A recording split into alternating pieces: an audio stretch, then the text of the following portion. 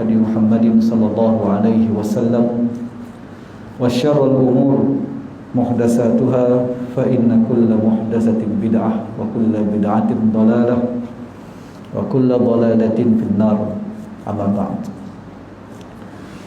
Muslimin muslimat rahimakumullah, pertamanya kita merafakkan syukur pada Allah Subhanahu wa taala. Kita bertemu semula. Bagi diri saya kira hampir setahun tidak bertemu dengan tuan-tuan di surau ini.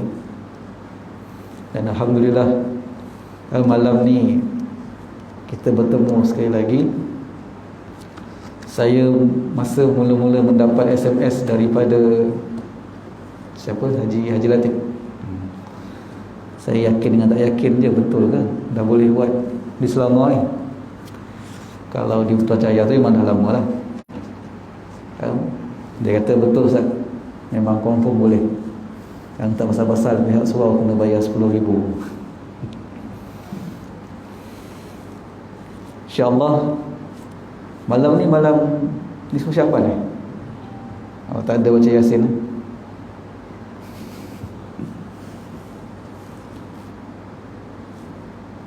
Apapun kita merafakkan syukur pada Allah Subhanahu wa taala. Masa saya nak masuk taman ni tadi, saya terpandang di langit, masya-Allah, bulan penuh.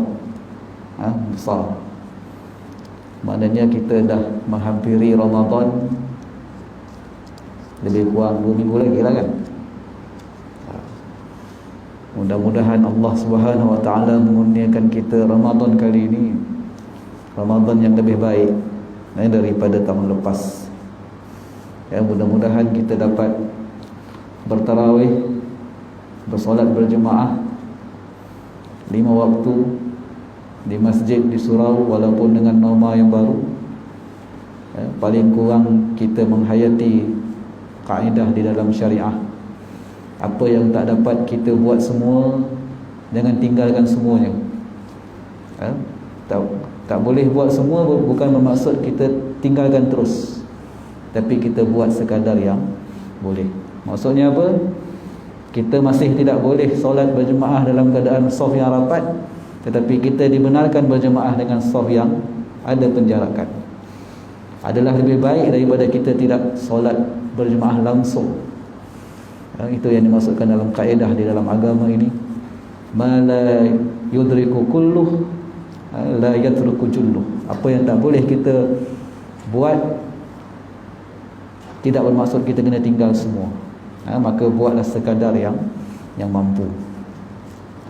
Kaum muslimin yang dirahmati oleh Allah, oleh kerana saya menganggap ini sesi kuliah saya yang baru di tahun yang baru, walaupun dah bulan 3 2021, maka saya membawa satu buku yang baru.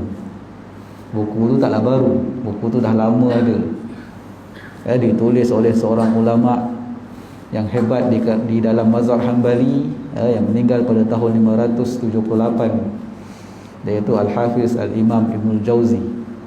Kitabnya yang terkenal yang beliau namakan sebagai Talbis Iblis. Bila saya sebut nama ni setengah tempat, mereka gerun dengar Talbis Iblis. Talbis Iblis ni bermaksud tipu daya belitan iblis. Tipu daya iblis. Buku ni banyak lah terjemah dalam bahasa Melayu ni. Yang saya bawa ni pun yang terjemahan. Kalau tuan-tuan nak cari kedai buku, ada, carilah. Secara sepintas lalu, Ibnu Jauzi bila dia menulis kitab ini, hasrat dia adalah untuk mengembalikan umat Islam ini ataupun menjaga umat ini dari perkara-perkara yang ditokok tambah dalam agama. Kerana apa? Isu yang beliau akan bawa, yang beliau bawa dalam buku yang beliau namakan Talbis Iblis ini ialah tipu daya iblis kepada orang-orang soleh. yang mereka merasakan mereka soleh dengan amalan-amalan yang mereka buat. Sebenarnya mereka telah tertipu dengan amalan yang mereka buat itu. Itu benda yang hendak ditonjolkan oleh Ibnul Jauzi di dalam kitab beliau ini. Iblis ni Allah terangkan kepada kita sifat-sifat, bahkan melalui pengakuan iblis sendiri. Melalui pengakuan iblis sendiri, apa yang dia nak buat terhadap zuriat keturunan Adam ini. Bila dia sombong terhadap kejadian Adam yang diciptakan daripada tanah, khalaqtani min nar wa khalaqtahu min tin, engkau jadikan dia daripada tanah sedangkan engkau jadikan aku daripada api. Istakbara, maka dia berlaku sombong, dia enggan sujud. Aba wastakbara wa kana minal kafirin, dia enggan untuk sujud dan dia takabur, dan Allah golongkan dia daripada kalangan makhluknya yang ingkar, kafir. Sehingga Allah kata kepada iblis, fakhruj innaka rajim, keluarlah engkau wahai iblis daripada syurga ini, sesungguhnya engkau itu terlaknat. Namun iblis sebelum dia menyahut perintah dihalau keluar daripada syurga, dia minta satu perkara kepada Allah. Qala rabbi fa'anzirni ila yaumi yub'atsun, wahai Tuhanku, fa'anzirni, bagilah aku penangguhan. Penangguhan dari segi apa? Penangguhan dari segi ajal dia. Biarlah aku ini kekal sehingga yaumi yub'atsun, hari dibangkitkan, iaitu hari kiamat. Dia minta kepada Allah supaya Allah kekalkan dia hidup sehingga hari kiamat. Tu saya kata hebat iblis ni. Dahlah dia engkar kepada Allah secara berdepan, dan dia minta pula kepada Allah secara berdepan untuk minta kekal hidup sehingga hari kiamat. Allah bagi, qala fa innaka minal munzarin, Allah kata sesungguhnya engkau daripada kalangan mereka yang diberi tangguh ajalnya. Dan iblis setelah mendapat perkenan daripada Allah untuk hidup sehingga hari kiamat, apa dia kata? Qala rabbi bima aghwaytani la uzayyinanna lahum wa la tajid aktsaruhum minasyakirin. Ini satu lagi perangai baik iblis. Dia kata kepada Allah lah, ya Allah, dengan apa yang telah engkau jadikan aku ini sesat, dengan apa yang telah engkau jadikan aku ini dihukumkan sebagai kafir, sesat, maka aku akan jadikan sebab yang sama itu juga pada mata-mata zuriat keturunan anak Adam. Itulah tujuan dia minta untuk dia ditangguhkan ajal. Dengan apa yang menyebabkan dia itu sesat, dia akan jadikan sebab yang sama untuk menyesatkan kita ini sebagai zuriat keturunan Adam, dendamnya kepada Adam sehingga kepada zuriat keturunannya. Dan dia kata kepada Allah, wala tajid aktsaruhum minasyakirin, dan engkau akan dapati tidak ramai daripada kalangan zuriat Adam itu di kalangan mereka yang bersyukur kepada engkau. Tak ramai, dia kata. Illa ibadaka minhumul mukhlasin, melainkan siapa yang aku tak boleh nak ganggu mereka, nak goda mereka, nak sesatkan mereka, melainkan orang-orang yang ikhlas. Melainkan orang-orang yang ikhlas. Man humul mukhlasin, siapa dia orang-orang yang ikhlas? Wa ma umiru illa liya'budullaha mukhlishina lahuddin, tidak diperintahkan kepada mereka itu menyembah Allah melainkan kepada orang-orang yang ikhlas. Suratul Ikhlas. Qul huwallahu ahad, Allahus samad, lam yalid wa lam yulad wa lam yakul lahu kufuwan ahad. Di manakah makna ikhlas dalam suratul Ikhlas? Apa pasal surah tu dinamakan suratul Ikhlas? Sedangkan kita faham ikhlas itu ikhlas niat. Kalau kita tengok pada suratul Ikhlas, mana niatnya dalam suratul Ikhlas yang dikatakan niat yang ikhlas? Suratul Ikhlas, ikhlas itu terkandung di dalam tafsiran surah tersebut, iaitu orang yang membersihkan i'tiqad dan akidah dia, iman dia, hanya sebagaimana yang disebutkan di dalam surah itu, hanyalah Allah yang menjadi iman dan kepercayaan pegangan mereka. Sebab dia disebut Allahus samad, Allahu ahad. Allah itu esa, satu. Allahus samad, semua bergantung kepadanya. Lam yalid wa lam yulad, dia tidak beranak dan tidak diperanakkan. Wa lam yakul lahu kufuwan ahad, dan tidak ada yang setara dan sekufu dengan Allah Subhanahu wa taala. Ada segala sifat yang disebut dalam ayat tersebut pada akidah kita, kitalah orang yang benar-benar ikhlas kepada Allah Subhanahu wa taala. Ikhlas menjadi prasyarat Allah Subhanahu wa taala menerima ibadah kita. Sudah pastilah ia menjadi syarat. Bagaimana Allah nak menerima ibadah daripada satu orang, sedangkan di samping dia mengaku Allah itu sebagai Rabb, pada waktu yang sama dia juga percaya kepada bomoh, dia juga percaya kepada ramalan, dia juga percaya kepada tafsiran bulan-bulan kelahiran yang ada dalam surat khabar. Apatah lagi dia percaya kepada ramalan nombor ekor. Percaya pada ramalan, satu salah dah. Nombor ekor judi, 2 kali salah.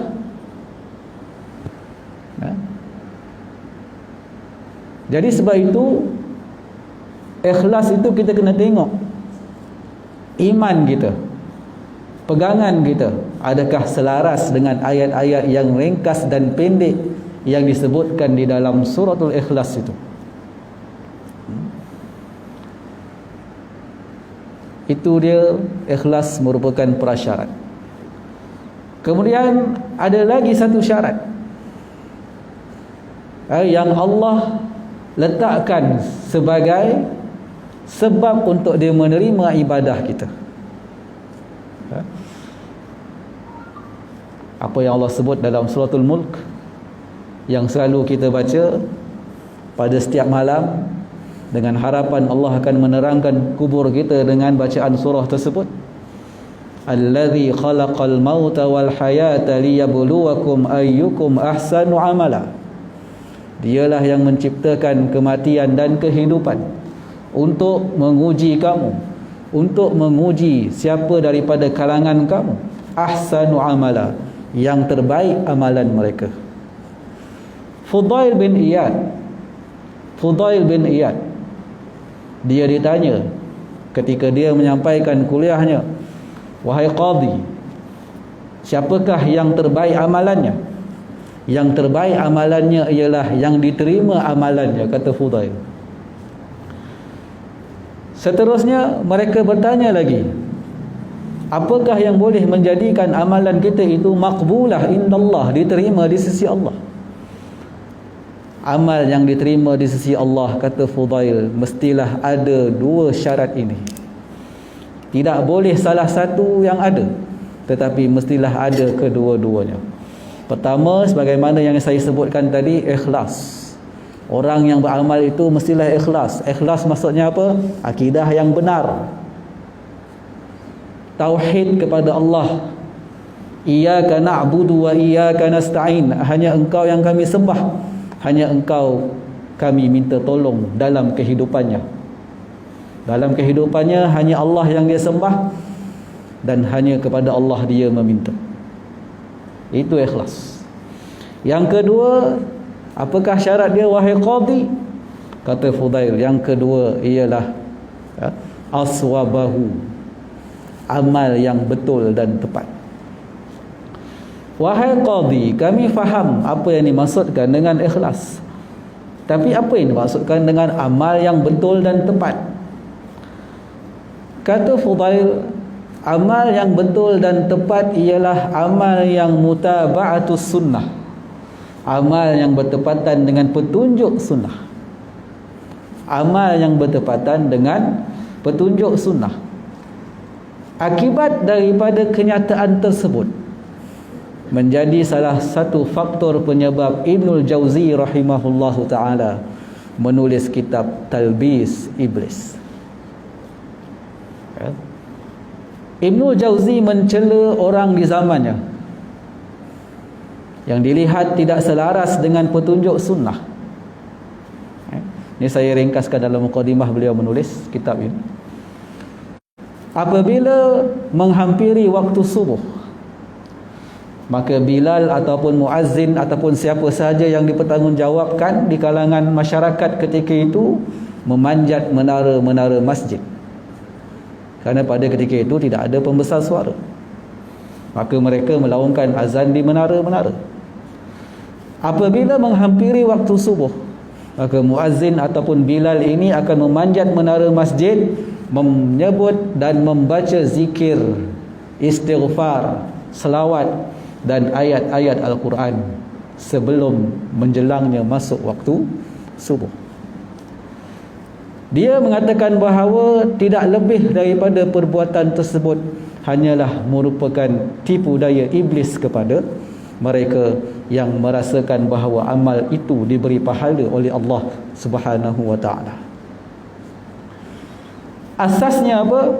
Balik kepada kenyataan Fudail bin Iyad, laisat, tidak mengikut petunjuk Nabi, tidak pernah dicontohkan oleh Nabi akan hal tersebut. Bukan salah istighfar, bukan salah selawat, bukan salah zikir yang dibaca, tetapi salah terhadap cara dan waktu ia dibaca. Ia tidak pernah ditunjukkan dan dicontohkan oleh umat-umat terbaik terdahulu di kalangan sahabat Nabi, salafus salih, tabi'in, dan apatah lagi tidak pernah dicontohkan oleh daripada Nabi sallallahu alaihi wasallam sendiri. Bahkan di sana ada sunnah yang betul yang ditunjukkan oleh Nabi, apa yang sepatutnya dilakukan oleh kita, ya. Di mana Nabi menyebut bahawa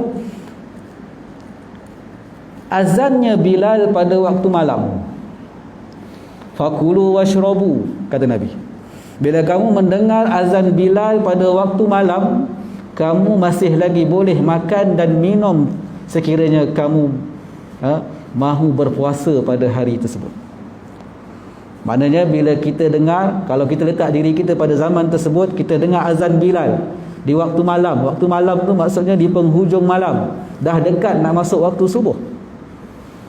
Nabi kata jangan berhenti kalau nak sahur, boleh teruskan sahur, boleh teruskan makan, boleh teruskan minum kalau kamu mahu berpuasa pada hari tersebut.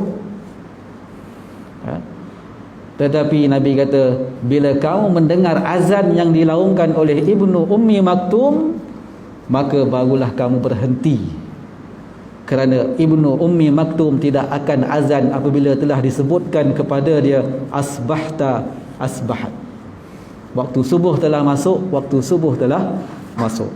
Di situ ada dua perkara yang perlu kita faham.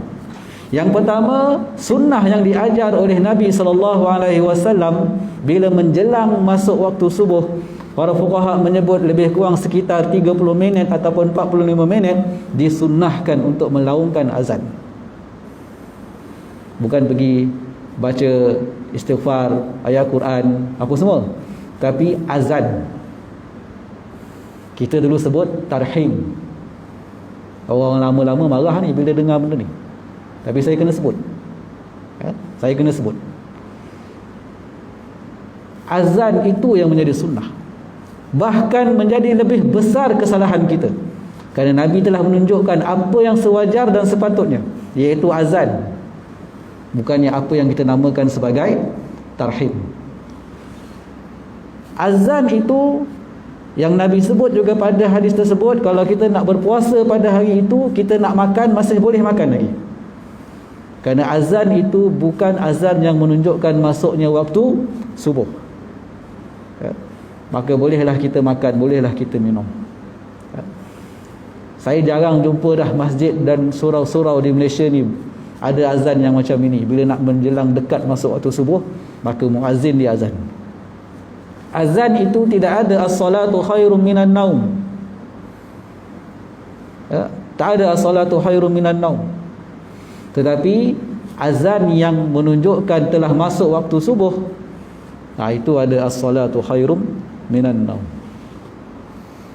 Itu contoh antara contoh yang diberikan oleh Ibnul Jauzi, amalan yang digolongkan sebagai amalan yang telah ditipu daya dengan tipu daya belitan iblis.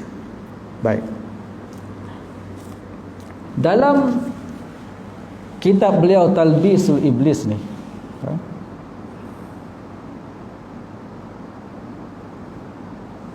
okey, saya nak pergi balik pada kisah iblis tadi. Maka iblis ni, dia punya matlamat adalah untuk menipu daya zuriat keturunan Adam ni. Tipu daya dia dalam perkara yang jelas maksiat kepada Allah yang bersifat haram, itu jelas bagi kita, dan kita boleh jaga diri kita.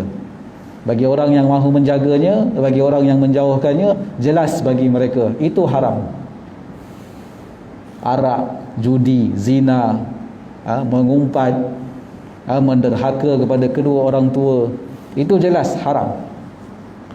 Yang membimbangkan kita ialah tipu daya dia dalam amal soleh yang kita sangka sebagai amal soleh, sebagaimana contohnya tadi, contoh yang telah disebutkan tadi. Baik, maka sebab itu Nabi SAW mengajar kita supaya memperbanyakkan doa, berlindung daripada tipu daya iblis ini, kerana tipu daya iblis ini terlalu halus, terlalu sukar kadang-kadang untuk kita menilainya. Kita rasa betul, tapi rupanya kita telah ditipu, kita telah dikaburkan oleh iblis penilaian kita terhadap amalan tersebut. Maka Nabi mengajar kita supaya banyak minta berlindung kepada Allah daripada tipu daya iblis ni.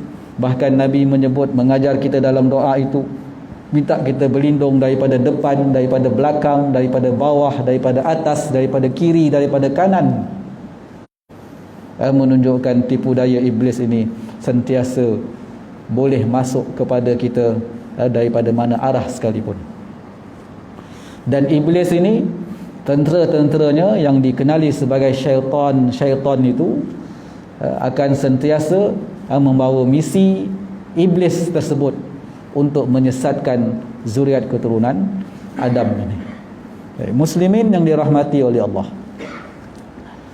dalam bab pertama di dalam kitab Talbisul Iblis ni, Ibnu Jauzi meletakkan bab perintah berpegang teguh pada sunnah dan tetap berada dalam jamaah. Dia menyebut di awalnya satu riwayat daripada Ibnu Umar,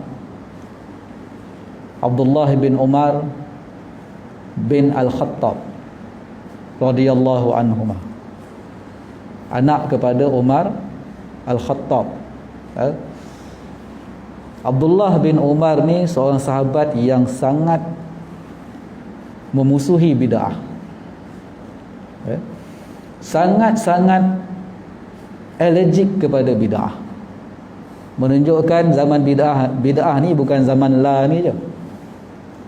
Zaman Nabi baru meninggal pun dah muncul dah perkara-perkara bid'ah ni. Seperti yang disebut di dalam riwayat Al-Imam Ad-Darimi. Kisah ini berlaku di antara Abu Musa Al-Asy'ari dan Abdullah bin Mas'ud.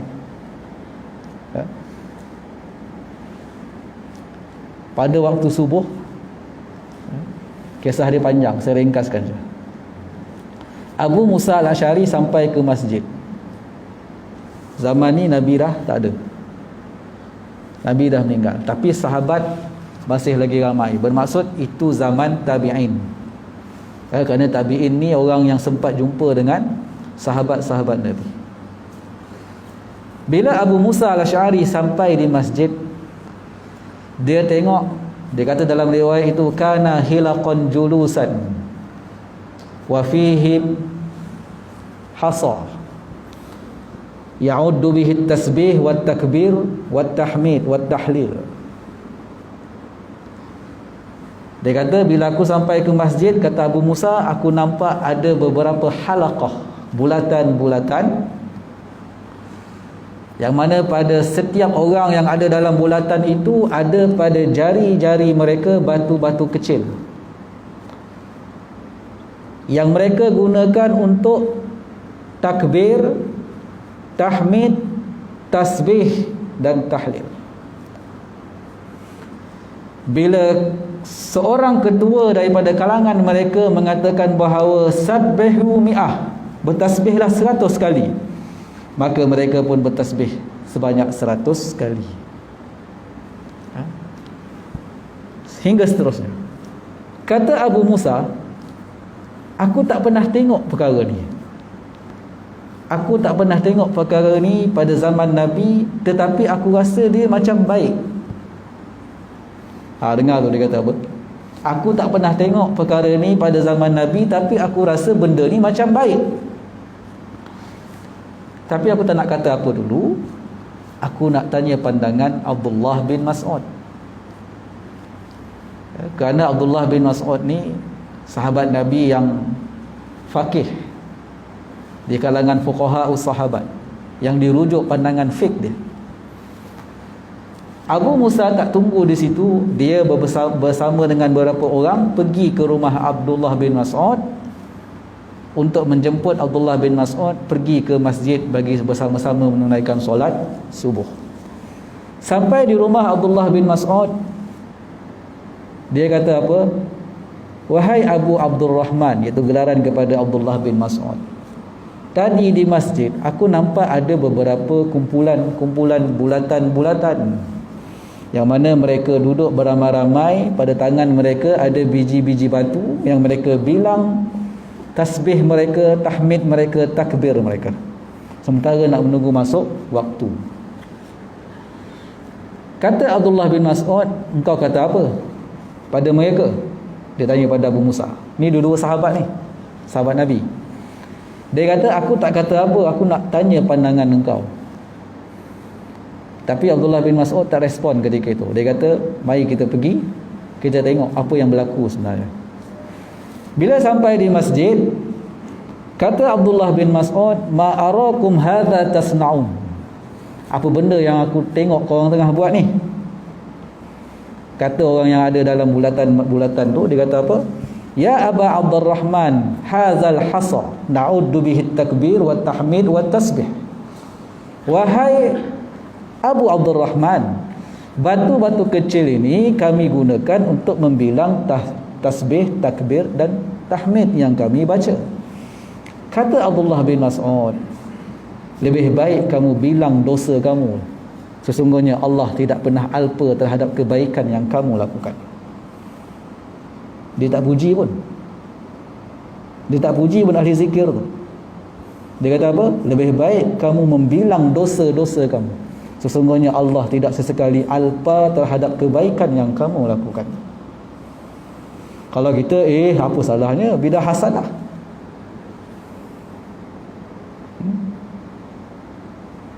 Kata Abdullah bin Mas'ud, Nabi baru sahaja meninggal. Wa ka'suhu la yubla wa sab'ubuhu la yuhlaq. Gelas Nabi pun belum pecah lagi, masih ada elok. Baju Nabi pun belum lusuh lagi. Bermaksud apa? Nabi baru saja meninggal, kamu dah buat perkara baru dalam agama. Kamu dah buat perkara baru dalam agama. Itu kata Abdullah bin Mas'ud kepada kumpulan-kumpulan zikir. Ini yang kita kena faham, tuan-tuan. Jangan bila kita dengar satu orang cakap macam ni, kita kata dia Wahabi, itu dah tentu lah. Agama ni kita perlu jaga ketulinan dia. Sebab itu para sahabat sangat membenci apabila melihat perkara-perkara yang bersifat ibadah. Saya ulang sekali lagi, yang bersifat ibadah. Kerana ada orang lawyer buruk. Ustaz kalau sikit-sikit bid'ah, jangan naik kereta. Zaman Nabi tak ada kereta, naiklah unta. Ni orang lawyer buruk. Perkara-perkara baru dalam masalah ibadah yang tidak ada pada zaman Nabi tiba-tiba muncul kemudian. Hal itu yang diperangi oleh para sahabat Nabi radhiyallahu anhum ajma'in. Itu yang disebut oleh Fudail bin Iyad. Amal yang kamu buat tu, ada tak Nabi contohkan amal tersebut? Sebab itu Al-Imam Al-Qarafi, yang terkenal dengan kitab usul dia, iaitu Al-Furuq,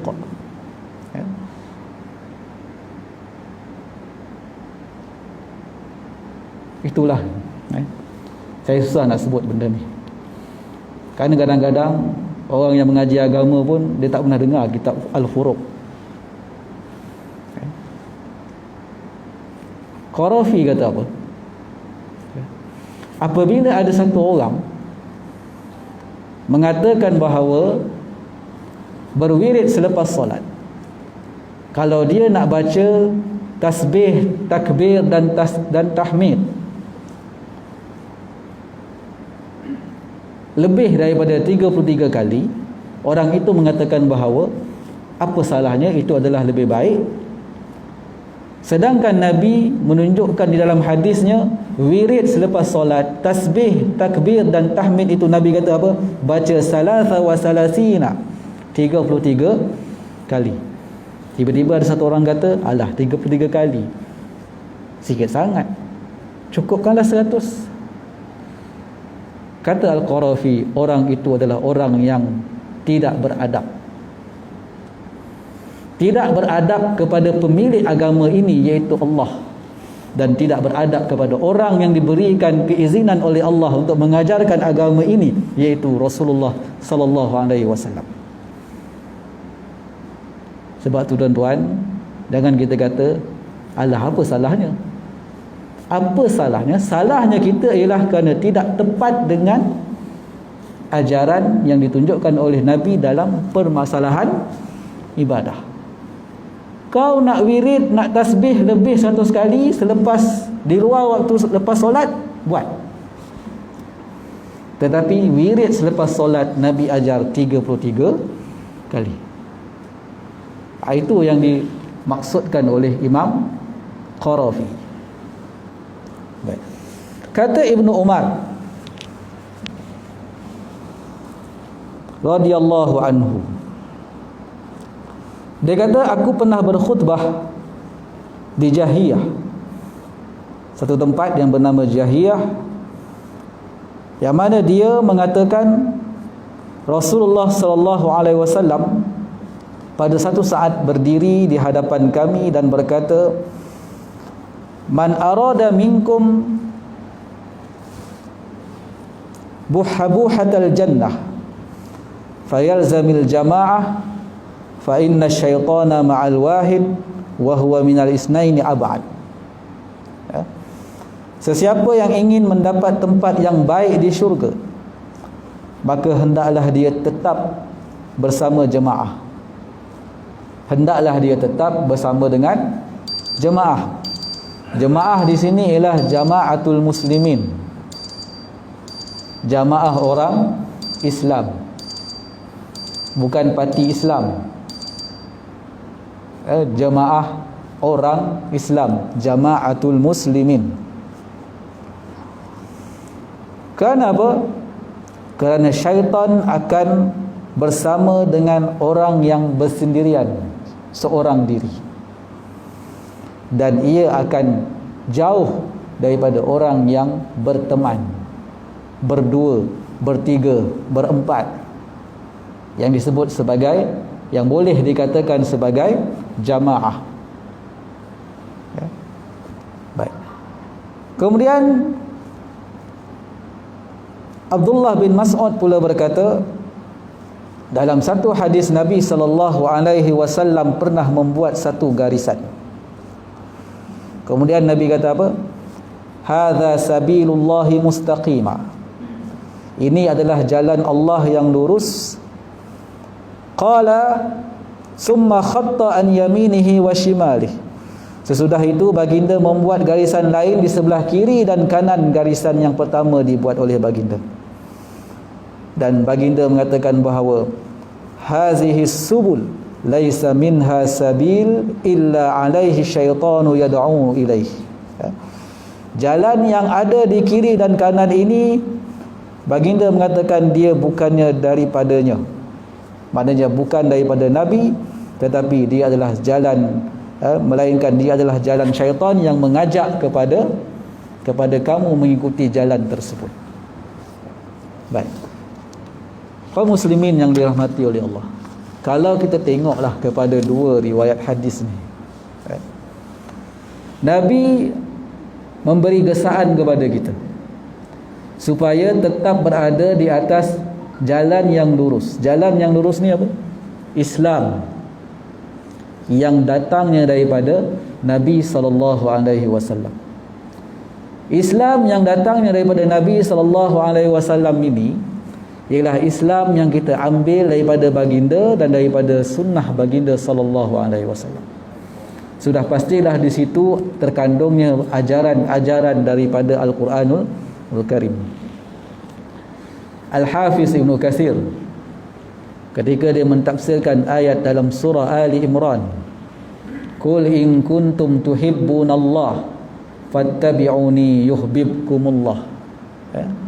Katakanlah wahai Muhammad, sekiranya kamu semua, iaitu kita semua, benar di dalam penyataan cinta kita kepada Allah, maka hendaklah kamu itu mengikuti aku, kata Nabi.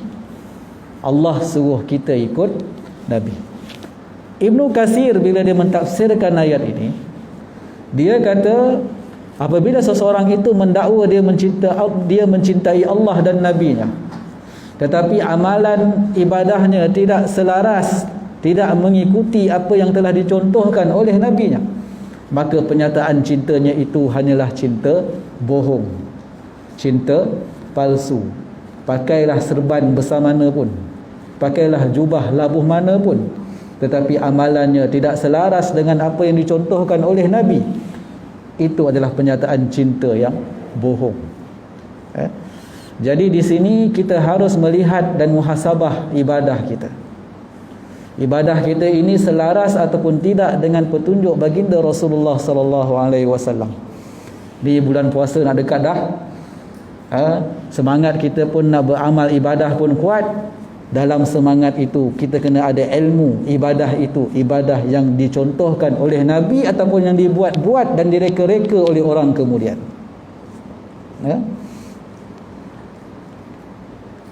Saya lebih gusar melihat setengah tempat dia boleh berniaga pahala pula pada bulan puasa.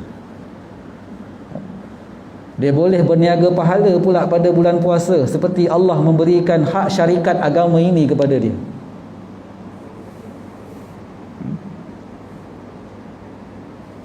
Siap dia buka borang, datang kuasa masjid buka borang. Sesiapa yang mahu kirim pahala kepada arwahnya, pahala bacaan Al-Quran 10 juzuk, bolehlah isi borang yang telah disediakan dengan memberi sumbangan sebanyak RM10. Sesiapa yang nak kirim pahala 20 juzuk, bolehlah memberi sumbangan RM20.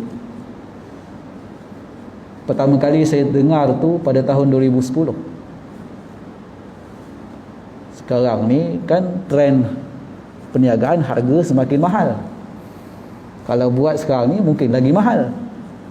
Mungkin 10 juzuk kena bayar RM50.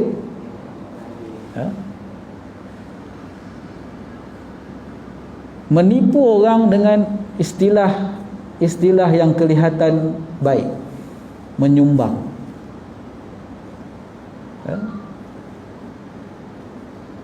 Dia kata menyumbang. Cuba kita tanya kepada penganjur, kalau orang itu tak isi borang, dia datang kepada jawatankuasa masjid, malam ni boleh tak baca Quran 10 juzuk, bagi sedekah kepada pahala arwah keluarga saya, tapi saya tak naklah isi borang, saya tak naklah, saya tak ada duit nak bayar RM10. Paling-paling pun dia kata apa, boleh, tapi secara umum je lah, kita tak sebutlah nama-nama arwah. Yang bayar kita sebut, yang menyumbang kita sebut. Itu bukan jual beli ke tuan-tuan? Itu jual beli lah. Jual beli ni tak semestinya kita bayar, bila kita bayar duit kita dapat barang. Kita bayar duit kemudian kita dapat manfaat, itu jual beli lah juga. Kita dapat manfaat daripada bayaran yang kita beri yang digunakan istilah menyumbang.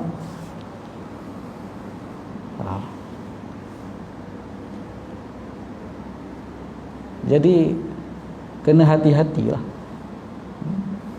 Samalah juga tahlil ke apa ke, kalau betul nak buat amal soleh, nak sampaikan pahala bacaan Quran, tahlil kepada arwah-arwah, buat saja.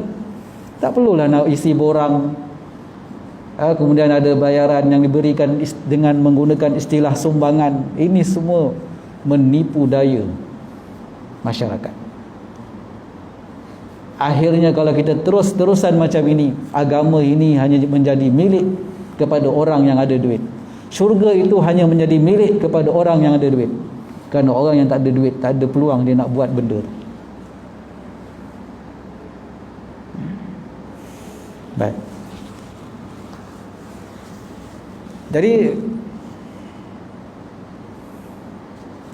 saya nak baca satu lagi hadis, lepas tu kita habis lah. Nabi menyebut, ala inna man qablakum min ahlil kitab iftaraku ala sintaini wa sab'ina millah wa inna hazihil millata sataftariku ala salasina wa sab'ina millah sintani wa sab'una fil nar wa wahidatan fil jannah. Nabi kata, ketahuilah sesungguhnya umat ahli kitab daripada sebelum kamu, mereka itu telah berpecah kepada 72 golongan, dan umat Nabi dalam kalangan kita akan pula berpecah kepada 73 golongan. Nabi sebut semuanya 72 di dalam neraka, kecuali satu yang akan masuk ke dalam syurga.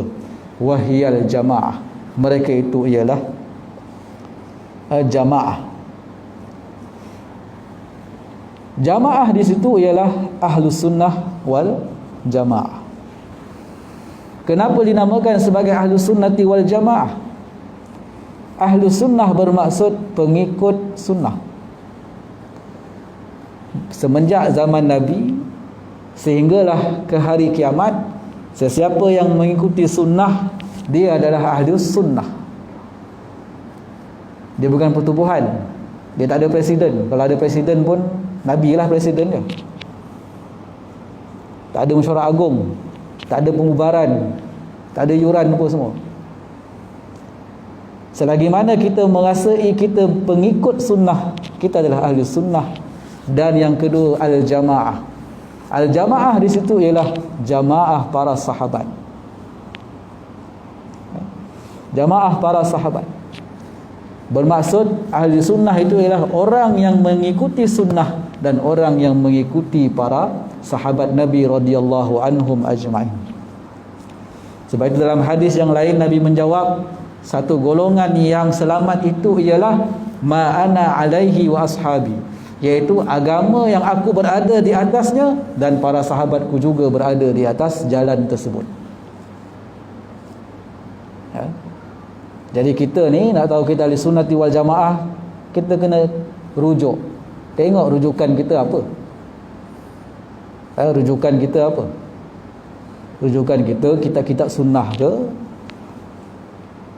ataupun kitab-kitab yang ditulis entah siapa orang yang tak tahu asal usul dia, pengajian dia apa.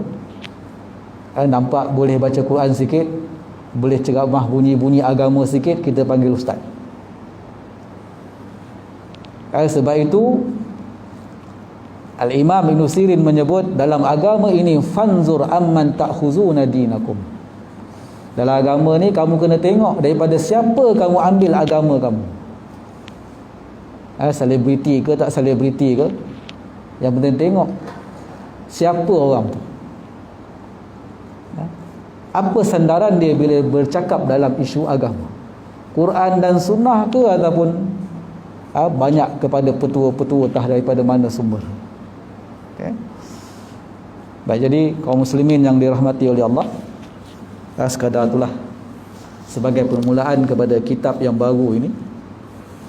Mudah-mudahan Allah memberi peluang kepada kita untuk meneruskan pertemuan kita pada masa-masa akan datang, supaya kita dapat mengambil manfaat daripada kitab Ibnul Jauzi ini. Ibnul Jauzi ini dia seorang hafiz hadis yang hebat. Antara buku yang terkenal juga ialah Al-Mawdu'at, iaitu buku yang menyenaraikan semua hadis-hadis palsu dan hadis-hadis yang dinilai sebagai terlalu dhaif. Itu antara kitab dia yang menjadi rujukan juga sehingga ke hari ini di kalangan ilmuwan Islam. Mudah-mudahan kita dapat mengambil manfaat dan petunjuk daripada kitab yang beliau namakan sebagai Talbis Iblis, dan kita dapat menjaga agama kita ini daripada sebarang perkara-perkara tokok tambah yang tidak ada, yang tidak dicontohkan oleh baginda Rasulullah sallallahu alaihi wasallam, yang mana tokok tambah itu tokok tambah pada urusan ibadah dan tokok tambah pada urusan akidah Islam itu sendiri. Sekian saja. Assalamualaikum warahmatullahi wabarakatuh.